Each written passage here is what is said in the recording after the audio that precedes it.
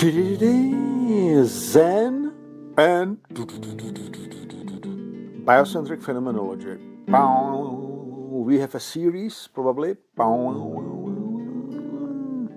We shall make a series of fragments, aphorisms, short, inspirational visions with guitar about Zen and interpretation in biocentric phenomenology. Because if you do only Zen, then there is no interpretation.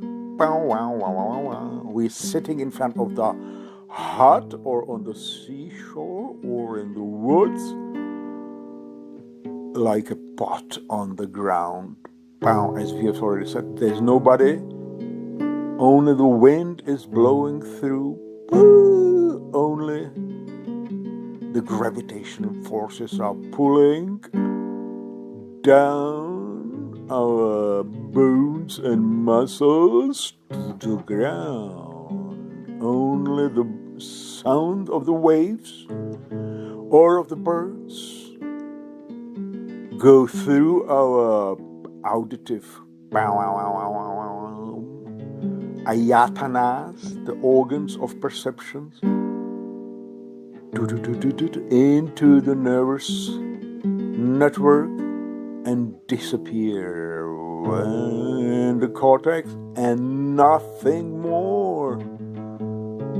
But that which we cannot describe here is the phenomenal experience of it. Dynamic, changing, phenomenal experience. With the German word Erlebnis, is better to be named than experience, because experience has been profoundly misused to name or connote conscious experience. That's like people make a picture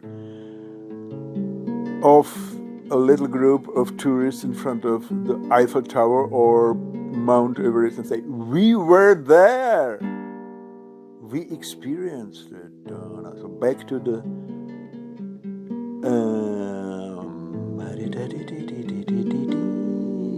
master sitting in front of the porch, in front of this hut on a porch, on a mat. Nobody is inside his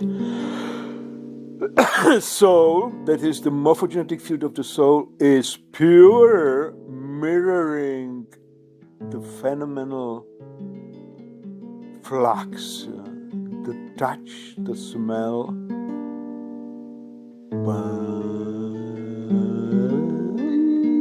the auditive, the sounds. Okay.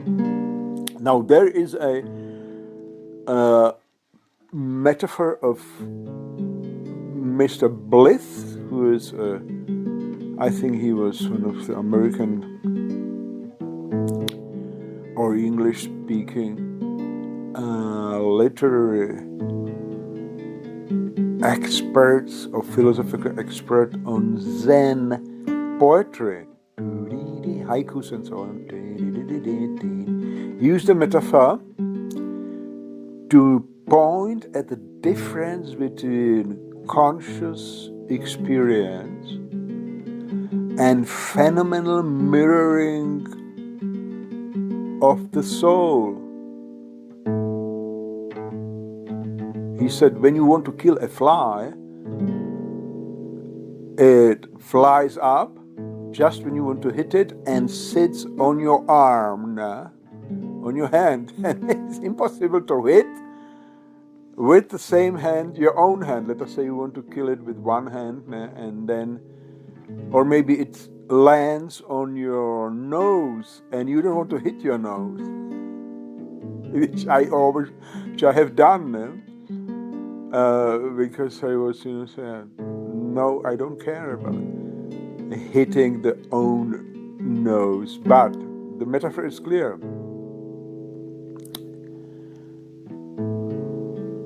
when there is an objectified perception of an entity called then with the name fly, then there is a subject and object.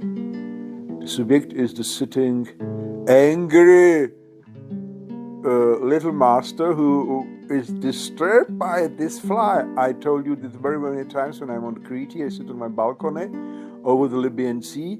I love everything, the sun and the sea and the sheep below and the warm climate and the mountains behind me, and I get into this bliss of passive perception because nobody is there and nothing to do. But when the flies come, I call them the Beelzebub ones. I say there is an exception. I love everything, but not the flies. I'm going to crush them, and I usually make a kind of Armageddon of the flies because they love this, or they are drawn to the warm sun-lit balcony and on the windows of my apartment. I'm the alone and the only one person there, so my apartment is open. So get there. So there is always, when I come, there is an Armageddon. And I have made a kind of Zen exercise between fencing, tennis, and Armageddon for the flies. I kill them very artfully with my cap now, hitting them with backhand and forehand on the walls, elegantly approaching and keeping a loose wrist so that the slap is perfect, like throwing a frisbee or hitting backhand and forehand in the Roger Federer style. So this is it. And now back to the metaphor of bliss. If there is a fly in your perception, you try to kill it. There is a subject, there is an object, and a directed beam of intentional consciousness pointing to the target, to the fly, and you do it. But when you're sitting in a kind of semi-meditation state and you want to do it, and she flies up and sits on your nose, what happens?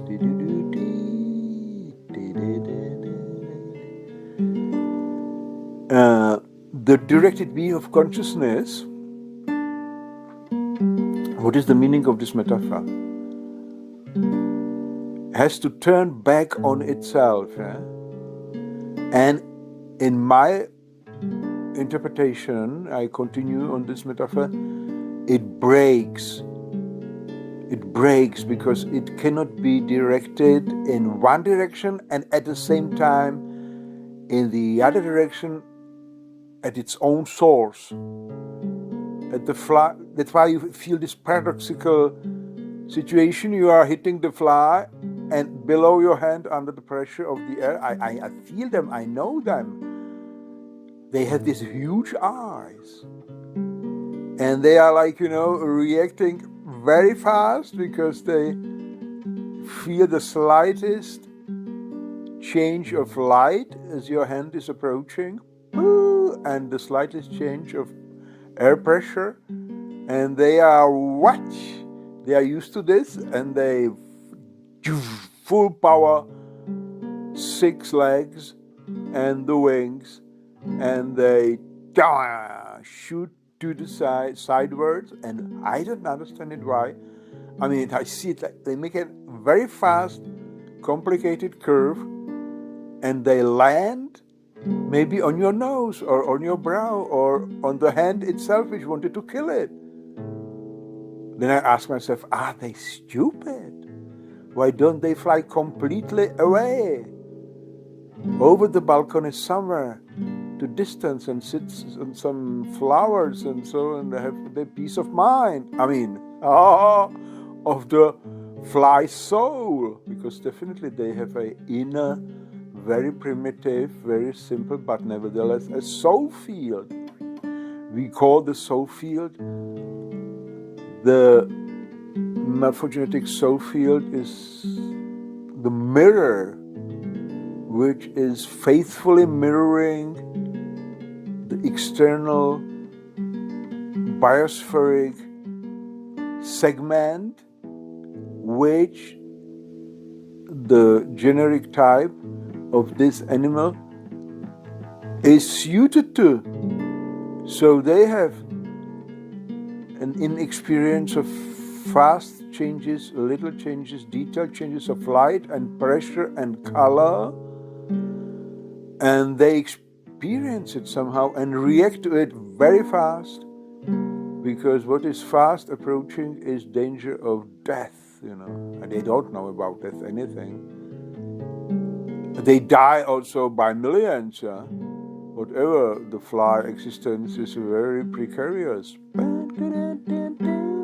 But why do they, when they contact the philosopher and the Zen master on the balcony, why do they then, when they save their little life, why do they immediately land on my nose or on the hand? Metaphorically speaking, this is like, as I have said, when there is a perception of an object, there is a subject, and there is a directive beam of consciousness. And paradoxically, when the fly lands on your nose, you have to redirect your attention on yourself, on your body. Certainly it's not on your ego. You don't go to sleep. The fly is not sitting on your ego.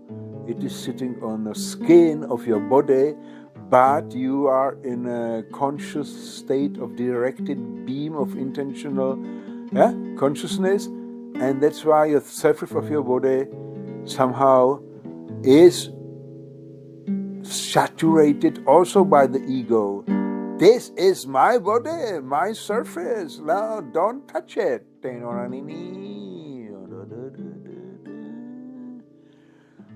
So, and the metaphor means that as soon as you try to grasp something, get hold of it, it flies away.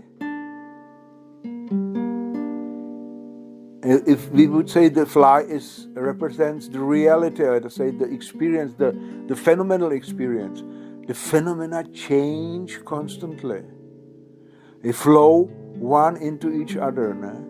And if you want to hold them, they are not there. They are not to be held and kept and frozen. It is only possible if you jump away from phenomenal experience,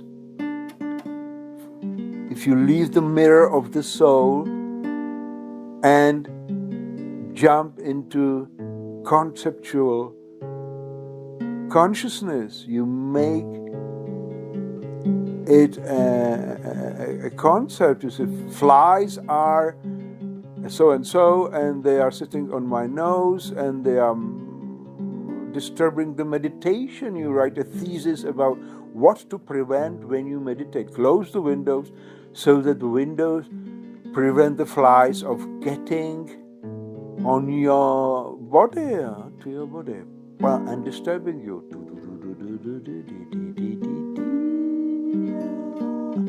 What is our new contribution today in this short aphorismic, improvisation? Is that the ontologically speaking, or the hardware cause for this loss of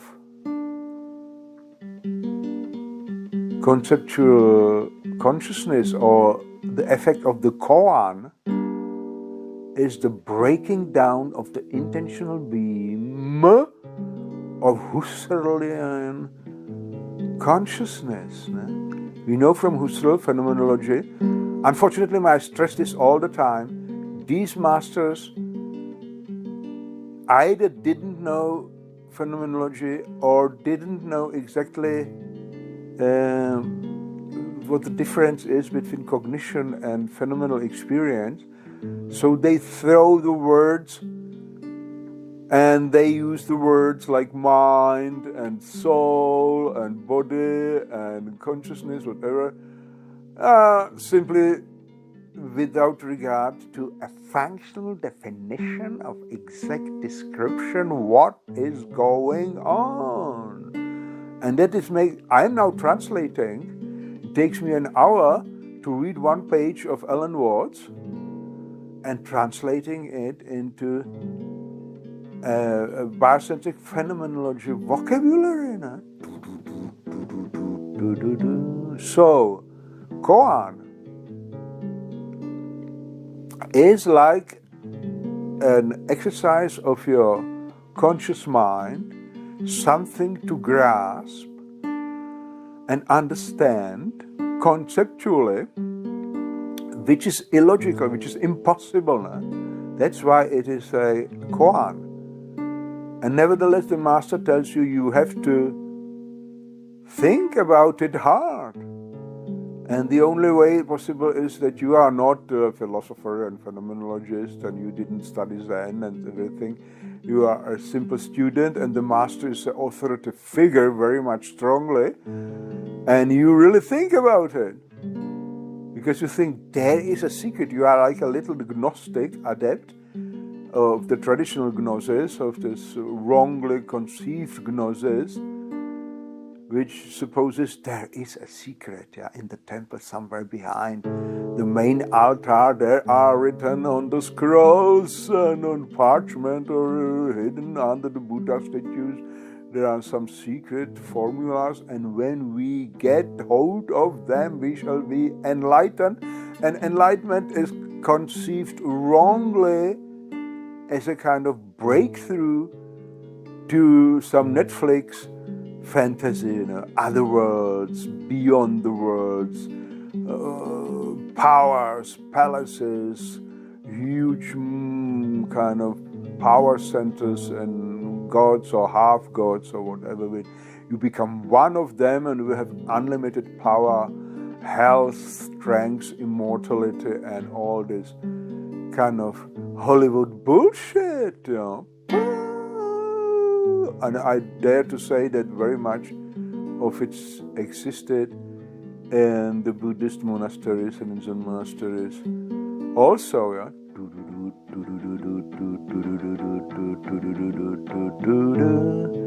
No, this is a huge fly.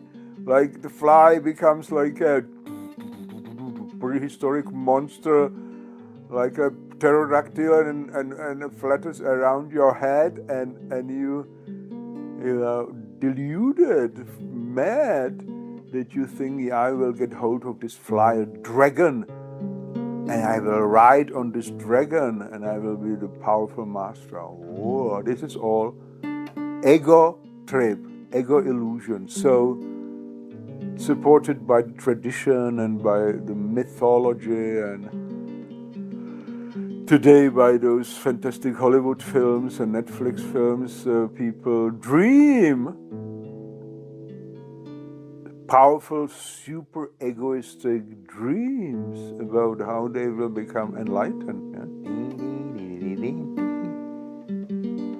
We say that the Koan, when it is really applied, breaks down simply the intentional being of logical consciousness, of the directed consciousness, of the 5 derivations of the morphogenetic field of the soul.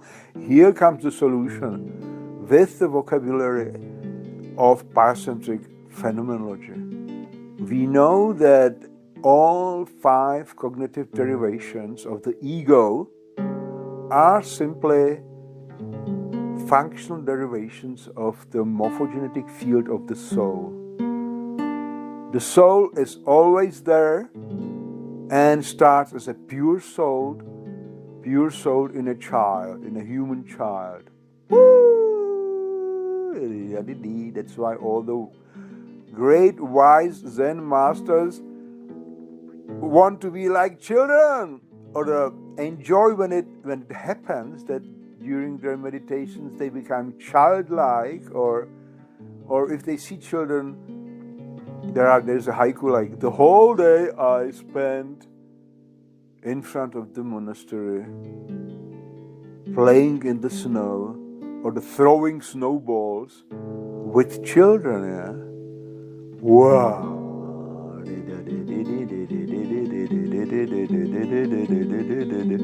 This is super, and it was still possible when the Zen master didn't have a smartphone, and he didn't get email messages that he should pay his taxes. Like I was in Czech Republic, last my trip somewhere in the spring. No, during the meeting with my high school graduate party, and I lived with my cousin, a little town in suburb of Prague, and there was a Chinese kind of what I could call the Vietnamese community, a little community. They had nice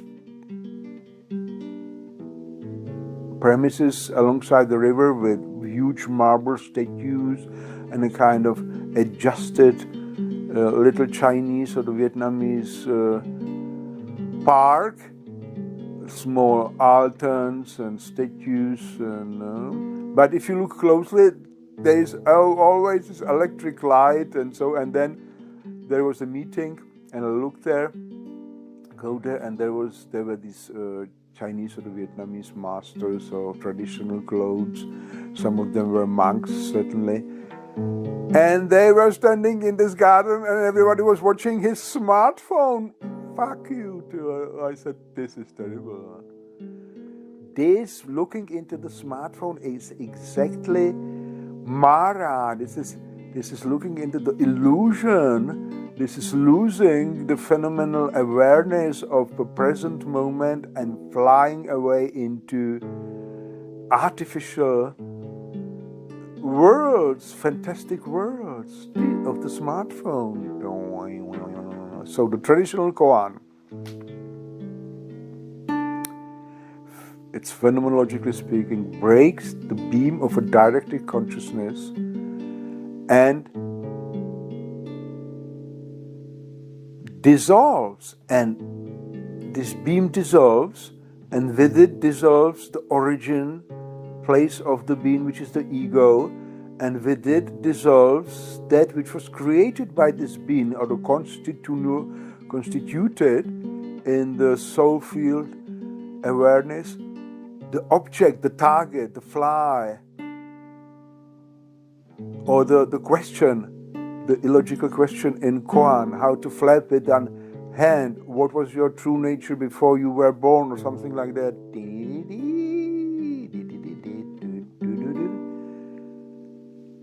And then when it dissolves, and the technology of it, this is the essence of what we want to say today.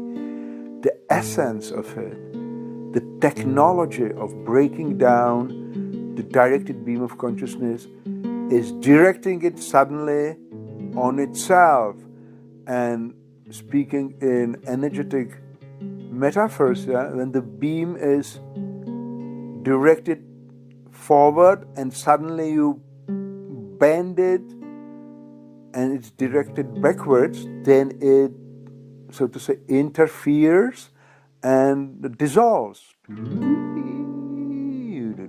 And why it is possible? We have to have also the ontological base for it, that this beam is functionally nothing else than distortion in the pure field of the human soul. That's why it can be dissolved. It is not necessary to leave it there, somewhere transcend the old nature, your old nature, and rise on the steps of the Eightfold Paths or some, mystery or some Gnostic teaching and whatever, and jump with your, let us say, informational body, with your light body, with your astral body or whatever they call it, into some other world which is, fantastically real, and where you don't have the ego, which is the basic of all religious afterworlds, beyond worlds. And they are all, that is consequence. They are all fantasies of the ego, supported by the superego of tradition and institution, power structures. Only when you accept and understand and live through and logically even persuade yourself that the ego functions. 5 derivations of the morphogenic field of the soul, as we have them: consciousness, self-consciousness, personal, egoistic, always. The first 2 adjectives always have to be added so that you really always grasp it, that it is a derivation of the ego, and the person is another expression for the ego. Okay? Personal, egoistic, consciousness. Second function, directed on itself. Personal, egoistic, self-consciousness. Out of this comes a beam of will, this personal egoistic consciousness, and self-consciousness, because it is aware of its limits and is frustrated and is bumping into the surfaces of the external reality, be it just material or be it institutional, be it between the relationship between other egos. It wills something and does not want the other. And this is personal egoistic will. Okay. And then outcomes of it are, or the prerequisites of it are, that you know what you want. You have to see it. You have to see objects that you want to grasp and possess, and you want to have more of them. This is delivered by the personal egoistic perception, objectifying perception, which freezes phenomena into objects. And you want, at the same way, other people who are, let us say, more educated, they want to have spiritual, mental, scientific, religious, ideological possessions. So they use personal egoistic objectifying, conceptualizing thought, thinking in concepts, and make big pyramids out of that. And there they want to be the masters, sitting on the top. Which means understanding. Conceptual understanding is sitting on the top of a pyramid of concepts and ruling and knowing what they mean according to the correct dictionary. When these 5 monsters get dissolved, the soul field is pure, and there are no objects to get hold of or to understand. There are no concepts to, place into the proper place in the hierarchy. There are no worries of the self, because the self is dissolved, and you can play with snowballs all the day. We have to go, and we contribute a little bit to it with our metoda la prima, which is bardic visual naming of what we see in our artistic wisdom when we read a sentence of H. Blyth. Want to get a fly? It will fly up and sit on your nose.